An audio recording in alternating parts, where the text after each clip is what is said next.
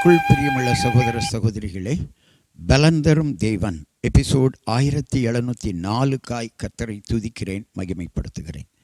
இந்த நாளிலும் ஏசாயா 43:18 உங்களுக்காக வாசிக்கின்றேன். முந்தினவைகளை நினைக்க வேண்டாம், பூர்வமானவைகளை சிந்திக்க வேண்டாம்.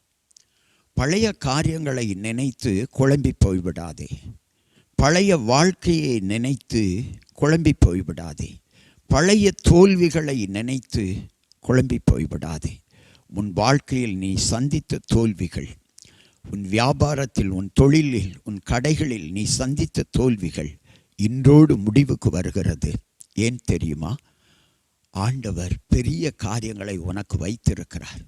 உன் கண்கள் காண நீ அதை காண்பாய். உன் இருதயத்தில் தோன்றாத பெரிய பெரிய காரியங்கள் உன் வாழ்க்கையில், உன் வேலையிலே, உன் தொழிலிலே, உன் குடும்பத்திலே நடக்கப் போகிறது. எனவே முந்தினவைகளை நினைக்காதே, பூர்வமானவைகளை சிந்திக்காதே.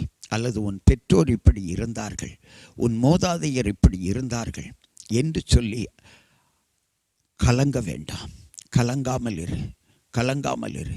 இனி நடக்கப் போவதெல்லாம் உனக்கு அற்புதமாய் நடக்கப் போகிறது, ஆச்சரியமாய் நடக்கப் போகிறது. ஏனென்றால் உன்னை கரம் பிடித்தவர் பரிசுத்த ஆவியானவர்.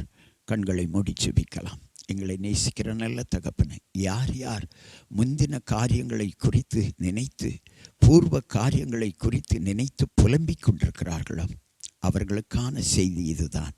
அவைகளை நினைக்காதிருங்கள். உங்களை கரம் பிடித்து நடத்துகிறவர் ஒரு புதிய பாதை போடுகிறார். புதிய ஆரம்பத்தை உங்களுக்கு தருகிறார். புதிய சந்தோஷத்தை தருகிறார்.